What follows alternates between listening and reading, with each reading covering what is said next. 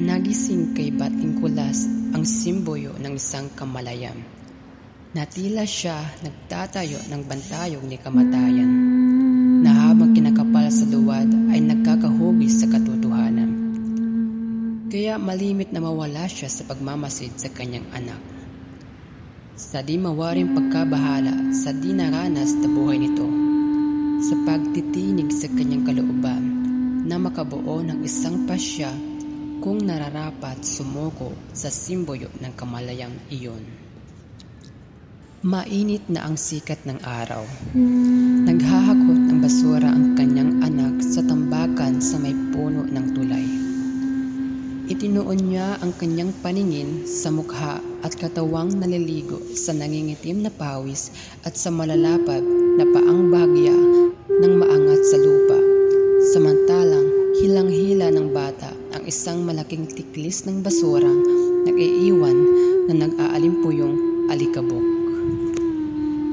Naghiyawan ang ilang batang naglalaro sa pampang ng ilog-ilogan. Arya ito! Sumayaw ka! Sayaw! Sayaw! Sayaw! Sumayaw ka! Sayaw mo? Pak! Pak! Pak! Sasayaw na! Kakanta na! Sasayaw na! Sasayaw na! Sayaw! Sayaw! Sayaw! Yes! Tila namumuto na barilis ang katawang paghiwang-giwang sa pagbaba, pagtaas ng mga balikat at pag-imbay ng mga kamay. Ang bilog ng mga matang animoy palawit ng isang orasang pandingding kung ibinababala ang hating gabi ay palipat-lipat sa magkabilang sulok. Siya ay isang laroang may kwedras na pinakikilos ng walang patumanggang panghaharot ng kanyang kapwa-bata. Hihingal na ang kanyang anak. Naapuhap ni Batling Kulas ang isang pamalo sa tabi ng kanilang hagdanan at hinabol niya ang mga batang nangagsikarimot ng takbo. Bumagtas ang mga bata sa tulay at hindi na sumunod si Batling Kulas. Nang balikan niya si Arya, ito'y nakatukop sa mukha ang dalawang bisig. Umiiling na tinungo ni Batling Kulas ang harapan ng kanilang bahay. Tumalungko siya at pinanunood si Arya. Ito samantalang itinataas ang tiklis sa gabay ng tulay. Nagkadadalawang hakot na si Arya ito. Nais niyang sawatin ang kanyang anak, ngunit nagbabangon sa kanya ang isang pagtutol. Gayong batid niyang mapanganib magtapon ng basura sa ilog-ilogan, sapagkat pumuputi na ng buhay sa kanilang puok ang magkasabing trangkaso ito. Isang linggo nang walang patlang ang inihahatid na patay sa libingan sa lungsod, bunga ng tila ibig kumakalat na salot. Isang araw lamang ang pagitan ng pagkamatay ng dalawang anak ni Aling Bestrang, nakatira sa ibayo ng ilog, at di iilang sanidad ang nakikita niyang dumadalaw sa bahay-bahay at binubumba ng agwa pinikada ang mga puok na marurumi. Natigatig na rin siya ng usap-usapang tila kulera ang kumakalat na sakit. Alam mo ba, pagkamatay ng dalawang anak ni Aling Bestrang ay dahil sa ilog? Narinig niya ang labusaw ng maruming tubig ng itaob ni Arya. Ito ang laman ng tiklis. Maghapong maghahakot ng basura ang kanyang anak. Maghapon. Nagtungo rin si Batling Kulas sa lumang pagpag sa silo ng kanilang bahay. Napawid at nahiya siya. Hindi niya alumana ang mga insektong nagmumula sa mahalumigmig at nangangamoy na paligid at sumisigid sa kanyang balat. Iniwawaksin niya sa isipan ang bagay sa kanyang anak. Ngunit sa kanyang nakalipas ay makabubuo siya ng isang makatarungang pasya. Makatarungan.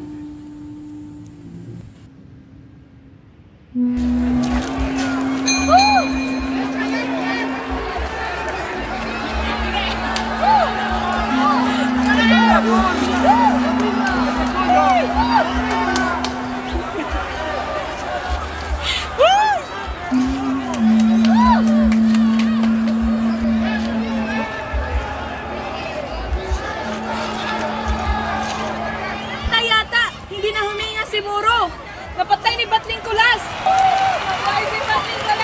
Mabuhay!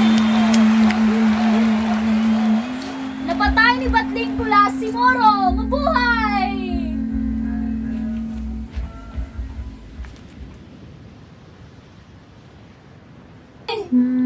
Iri! Iri! Iri!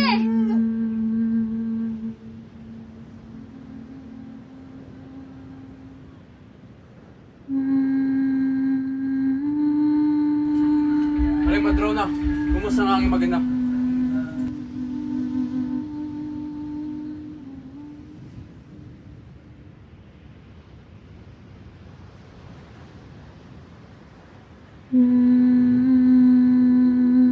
Mabuhay! Anak ng kampyon. Ito ang kahalili ko. Ama ng kampyon, anak na kampyon. Benito.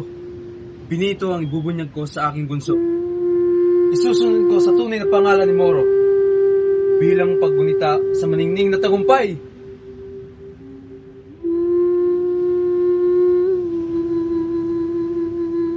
Ngunit isang biro yata ng langit sa kanilang mag-asawa. Nagkasakit ang kanilang anak. Isang uri ng sakit sa utak na pumipinsala sa mga mata at nagpapalambot sa laman at kasukasuan. Kaya wala pang isang taon si Benito ay minamasahin na niya. Tinutudyo siyang madalas ng kanyang manager na Amerikano. A boxing champ starts young, sabi nito. Panayos lamang ang kanyang panugon, kaya kasundong-kasundo sila. Hindi pa rin nakapagtatalalan si Benito gayong kalikutan na. Pinatingnan niya ang bata as isang dalubhasang manggagamot na siyang tumiyak na nagkaanak siya ng luno. Sapagkat malabis na ininda ni Benito ang karamdaman. Gumuho ang kanyang pananalig sa maaaring pang magawa ng tao. Sumama silang mag-asawa sa mga banal na paglalakbay sa Antipolo. Namanata kay San Pascual Baydon. Nagtulos ng kandila at nagdasal ng paluhod sa Quiapo. Sa mga santa at santong pinipinta kasi ay sinamo nila na paghimalaan ang kanilang bunso.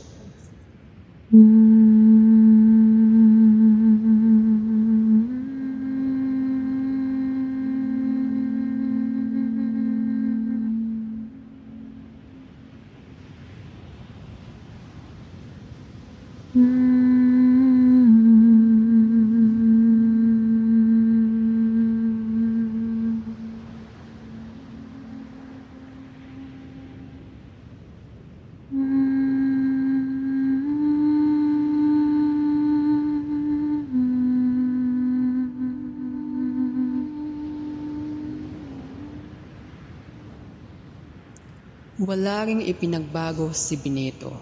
Ang pag-asa sa mahiwagang kapangyarihan nasaan. Muli niyang nasumpungan iyon sa payo ng isang matandang babaeng magkakandila. Makatuwid po, kung hindi na ako magboboksing, magbabago ba ang aking anak? Yan ang totoo, Mama. Masamang hanap buhay ang pagbuksing. Biro ba ang kalakalin mo ang iyong kalupitan at lakas?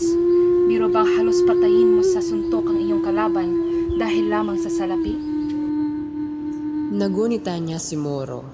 Ang mga luhat hinanakit sa mga mata ng asawa't anak ni Moro. Sa kauna-unahang pangyayari, tinugon niya ng no ang kanyang manager nang itakda ang lalong malaking pakikipagsagupa niya sa ring. Hindi na siya maglalaro ng boxing. Ayaw na niyang maging kampiyon. Ayaw na niya. At nagpagtalaan naman si Benito na kalakad. Noong namatay ang kanyang kabiyak, ay walang sukat tumingin sa kanyang anak. Samantalang nagbubuhat siya ng mga sakong asukal sa pinaglilingkurang pintungan. Lumabo ito sa lansangan. Lumabo ito sa kawalang tiyak, kaya tubigas-tigas ang mga buto, ang mga laman, ngunit inaabala din ng mga kapitbahay at binansagang Arya ito ng mga kapwa-bata. Lumikha sa kanyang kalooban ng isang kakatuwang pagtutol ang mga pag-ayok na yaon sa kanyang anak.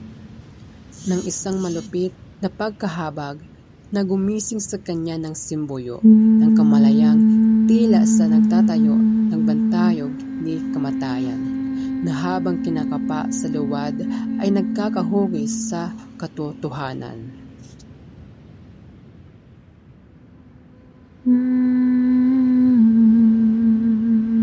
Isang hating gabi, dinaman niya ang mukha ng kanyang anak.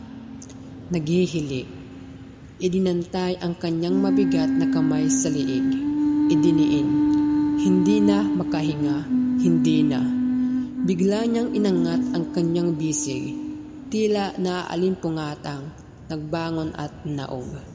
Tinungo ang isang poste sa tabing daan at sinuntok. Duguang nabilad ang buto ng kamay sa nainisnis na balat.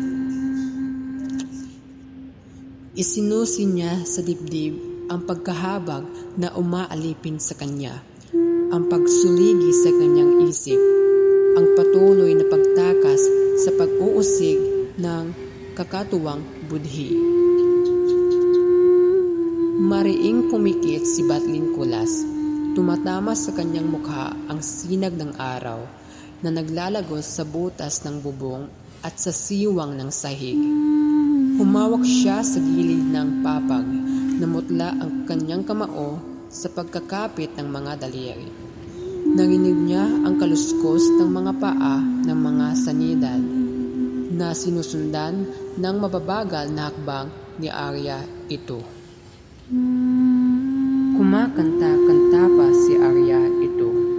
Tumigil ang kaluskusan sa paanan ng serang tulay, samantalang mahinang inihahatid ng hangin sa kanyang mga tainga.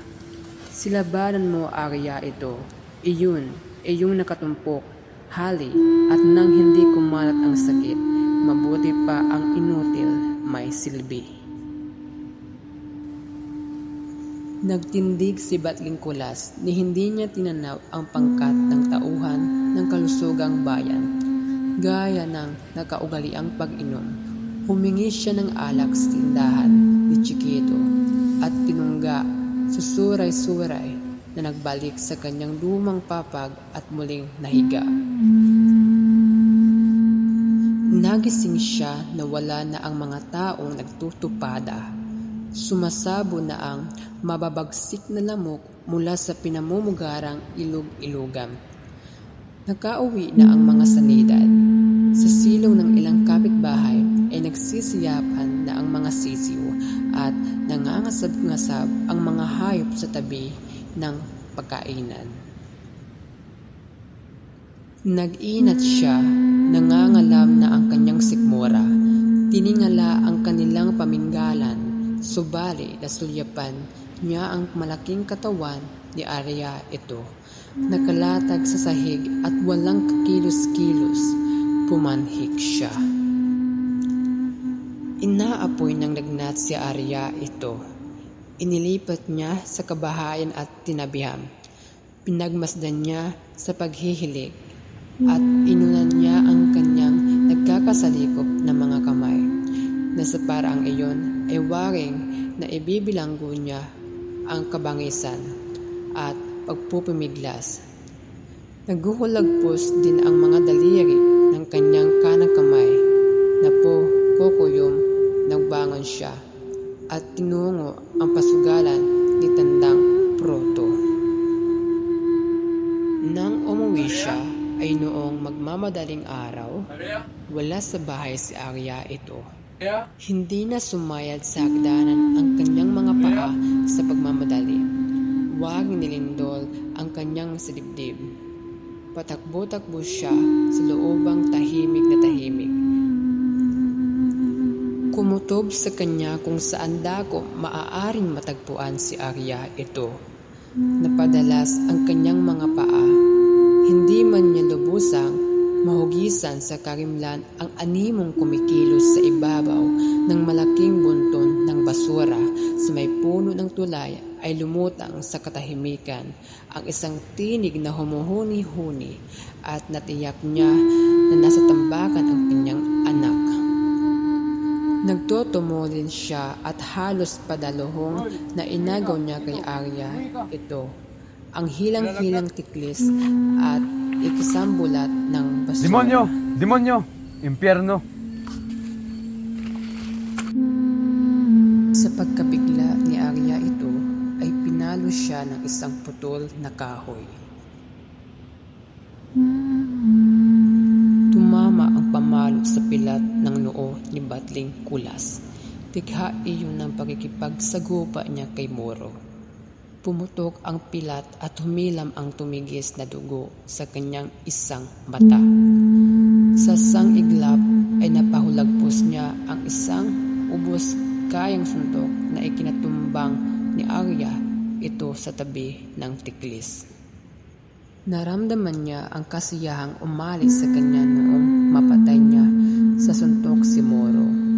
At makaraan iyon ay natulad siya sa isang namulat sa isang nagkahihindik na bangungot.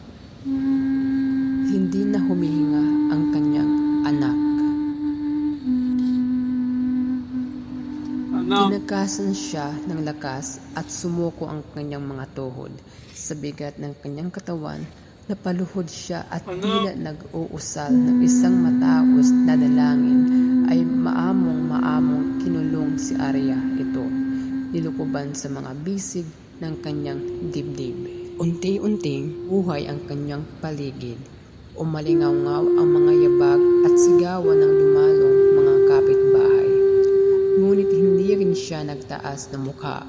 Patuloy na minamasdan niya si Arya ito, ang mukhang bagyang nasisinagan ng bagong umaga at ang pasa sa puno ng liig.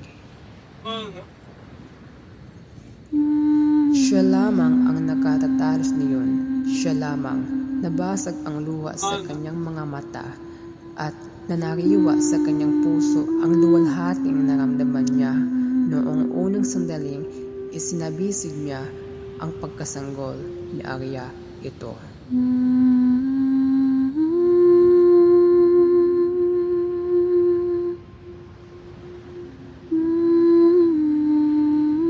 Ang mabangis na kamay, maamong kamay ni Pedro Isdandan ay nagpapakita ng malalim na implikasyon sa katarungan, pagbabago at kalikasan ng tao.